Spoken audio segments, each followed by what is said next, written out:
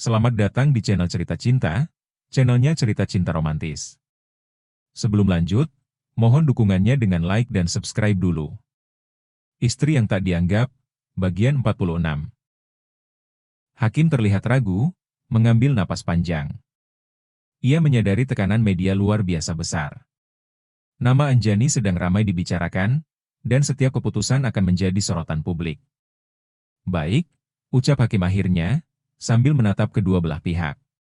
Melihat tidak adanya perkembangan dalam hubungan kalian selama masa mediasi, dan atas permintaan kuat dari penggugat, maka pengadilan memutuskan untuk mengabulkan gugatan cerai saudari Anjani. Palunya diketuk, Ricky terdiam. Anjani bangkit mengangguk sopan, lalu berjalan keluar ruangan tanpa menoleh. Di luar ruang sidang, Ricky mengejar langkah cepat Anjani dengan wajah kesal. Anjani, kamu sekarang sombong. Memangnya kamu siapa? Sampai bisa bilang jadwal ulang ketemu wakil presiden? Mana mungkin Wapres mau ketemu kamu? Ucap Ricky sinis. Anjani menoleh sebentar, lalu menjawab enteng, itu bukan urusanmu, Ricky. Ricky mencoba melunak.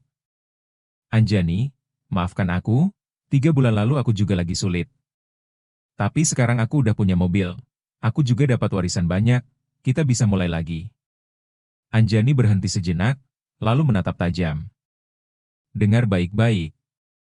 Kalaupun kamu punya pabrik mobil sendiri, aku tidak akan kembali pada laki-laki yang tidak setia. Tiba-tiba, suara Mirna menyusul dari belakang, tajam dan penuh tuduhan. Jangan sombong kamu, Anjani. Aku tahu kamu manfaatin kecantikan dan kepolosan kamu buat deketin Pak Wapres. Seorang pria bersafari hitam langsung maju, wajahnya tegas. Ibu, mohon jaga ucapan. Ibu Anjani dihargai karena ide dan gagasannya, bukan karena hal yang ibu tuduhkan. Emangnya kamu siapa? Sok belain dia? Sentak Mirna kesal. Belum sempat dijawab, 3 mobil berplat khusus dan dikawal pas pampres tiba di halaman. Seorang petugas turun dan menghampiri. Ibu Anjani, Bapak menunggu Anda sekarang, katanya sopan namun tegas. Anjani melirik Ricky dan Mirna sekilas, sebelum masuk ke dalam mobil bersama pria bersafari. Ya Allah, itu mobil pas pampres, kodenya mobil Wapres, gumam seorang petugas pengadilan yang kebetulan keluar terperangah.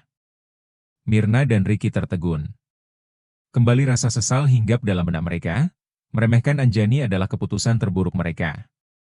Ricky berjalan menyusuri halaman gedung pengadilan bersama ibunya, Mirna. Langkah mereka pelan, tapi penuh beban. Tiba-tiba Mirna menghentikan langkahnya. Matanya berkaca-kaca, bibirnya bergetar menahan emosi. Bram, gumamnya lirih. Kenapa, Bu? Tanya Ricky heran.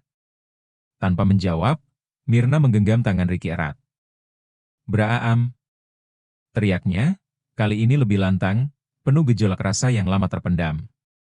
Seorang pria parubaya yang tengah berjalan elegan, dengan jas mahal dan kacamata hitam menoleh. Ia melepas kacamata itu perlahan.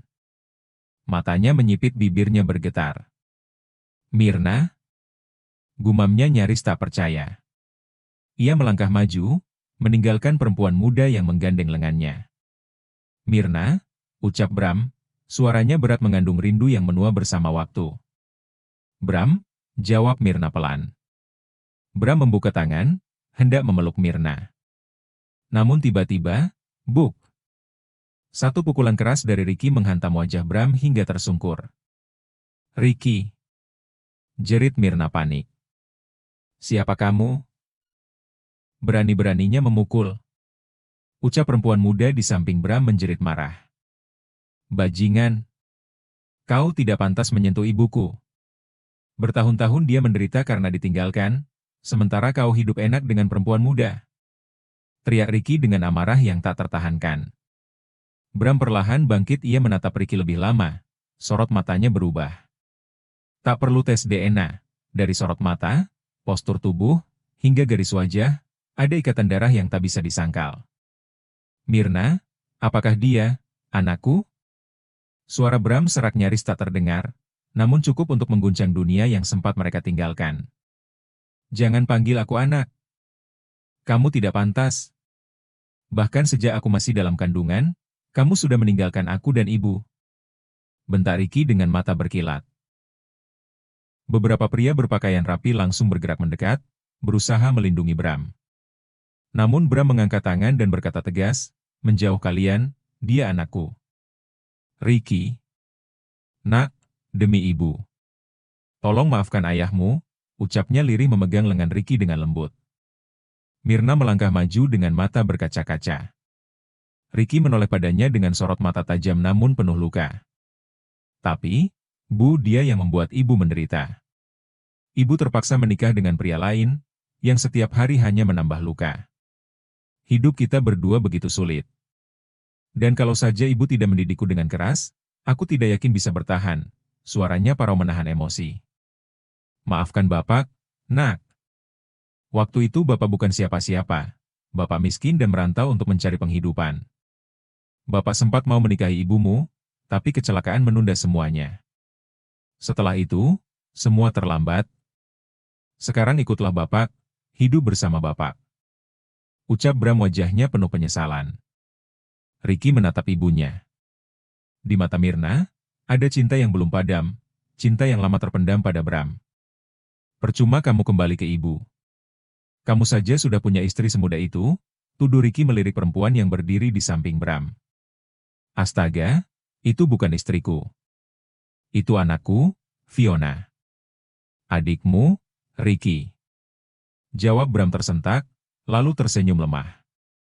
"Oke. Kamu boleh kembali ke ibu, dan aku akan mengakui kamu sebagai bapak, asal kamu ceraikan istri mudamu itu." Tantang Ricky ingin tahu seberapa serius lelaki yang ada di depannya. Semua terdiam, tegang.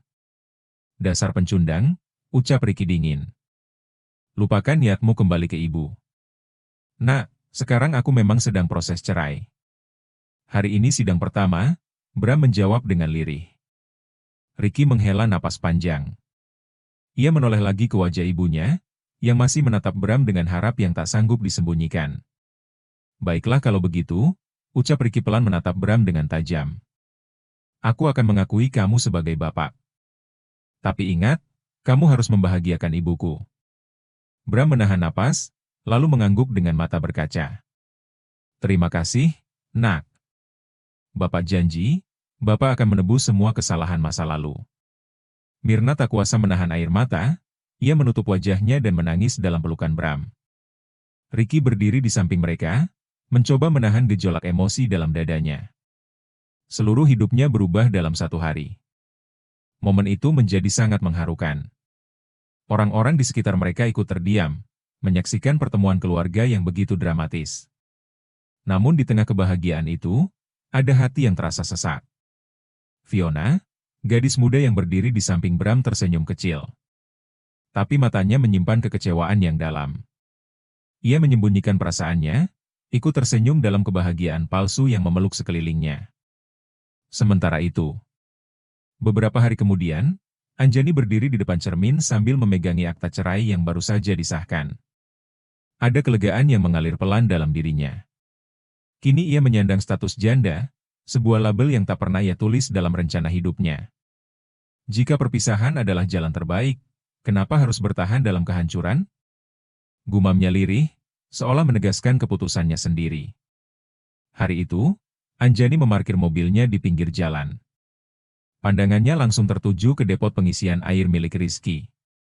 Lelaki sederhana itu awalnya hanya teman biasa, namun sikapnya yang selalu ada di saat Anjani terpuruk perlahan menumbuhkan benih rasa. Bukan cinta yang membara, tapi rasa nyaman yang pelan-pelan tumbuh. Anjani datang bukan untuk Rizky secara langsung. Ia membawa pesan dari Wulan, sahabatnya yang sedang mencari pendamping hidup. Wulan mempercayakan urusan itu pada Anjani, dan dalam benaknya hanya ada satu nama yang layak direkomendasikan, Rizky. Namun langkah Anjani terhenti di trotoar. Matanya membulat, jantungnya berdebar tak beraturan. Sebuah mobil mewah berhenti di depan depot. Seorang wanita cantik dengan dandanan glamor, turun dan langsung memeluk Rizky dengan hangat. Anjani tak bisa bergerak. Entah mengapa dadanya bergemuruh, ada panas yang menjalar dari ubun-ubun hingga ke dada, meski tubuhnya tak demam. "Ah, semua lelaki sama saja," gumam Anjani pelan. Ada rasa kecewa yang ia sendiri belum bisa jelaskan. Rasa yang muncul bahkan sebelum ia sempat mengenali harapan. Anjani mengurungkan niatnya untuk menemui Rizky. Ia membalikkan badan, menahan napas yang terasa berat. Maaf, Wulan. Rizky tidak recommended, gumamnya pelan nyaris tak terdengar. Kenapa, Bu? Ibu sakit? Tanya Jamal, sopir setianya menatap cemas. Enggak, Pak. Ayo pulang saja ke kontrakan, jawab Anjani singkat. Jamal masih penasaran. Jangan berprasangka dulu, Bu. Mungkin itu saudaranya. Anjani hanya berdehem pelan, memberi sinyal bahwa ia tak ingin membahasnya lebih lanjut. Tangannya perlahan menyentuh dada, ada detak jantung yang tak biasa. Kenapa jantungku berdebar? Apa aku kena serangan jantung? Ucapnya dalam hati, panik sejenak. Tapi ia segera menggeleng pelan, menepis pikiran buruk itu. Bukan sakit, mungkin hanya kecewa. Tapi untuk siapa? Ia belum mau mengakuinya bahkan pada diri sendiri. Anjani sampai dikontrakan dengan langkah lelah dan pikiran kacau. Di depan pintu, Wulan sudah menunggunya. Wajah gadis itu masih sembab, jelas habis menangis. Begitu melihat Anjani datang, Wulan langsung berdiri dan memeluknya erat. Jangan nangis, kayak anak kecil aja, ucap Anjani sambil mengusap punggung Wulan. Ih, aku kesel banget sama kakek. Terus aja nyuruh aku nikah sama cucunya Peter, emangnya hidup aku boneka mainan? Keluh Wulan sambil meringis.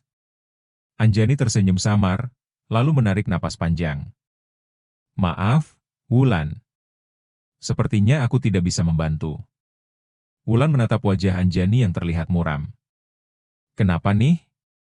Kamu kayak kecewa banget. Anjani terdiam sejenak, tiba-tiba air matanya menetes. Kenapa kamu nangis, nih? Tanya Wulan khawatir. Anjani buru-buru menyeka pipinya, aku kelilipan. Jangan bohong. Aku tahu kamu bukan tipe cengeng. Ceritain aja kalau ada yang nyakitin kamu. Akhirnya Anjani menghela napas dan berkata lirih, Rizky, dia nggak sebaik yang aku kira. Tadi aku lihat dia berpelukan sama seorang wanita. Wulan justru tersenyum mendengar pengakuan itu. Kok kamu senyum-senyum? Tanya Anjani heran. Nih, kamu cemburu berarti. Kamu jatuh cinta sama Rizky, goda Wulan. Astaga. Kenapa kamu langsung nyimpulin gitu? Anjani membelalakan mata. Wulan terkekeh. Aku jarang banget lihat kamu nangis, dan kamu nangis cuma karena lihat Rizky peluk perempuan. Kalau itu bukan cinta, terus apa? Udahlah, jangan bahas Rizky lagi. Intinya, dia nggak aku rekomendasikan buat kamu, ucap Anjani cepat, menutupi kegelisahan hatinya. Iyalah, aku juga ogah. Aku nggak mau rebut lelaki yang bikin kamu terbakar cemburu, ucap Wulan sambil tertawa. Anjani terdiam. Dalam hati, ia bertanya pelan, benarkah aku mencintai Rizky? Bu, gawat! Teriak seorang lelaki dari arah luar. Anjani yang sedang duduk santai langsung menoleh. Firman, kenapa sih kamu selalu bikin kaget? Gawat, Bu, gawat banget. Serunya panik. Iya, ada apa sih? Tanya Anjani kesal sambil berdiri. Bersambung.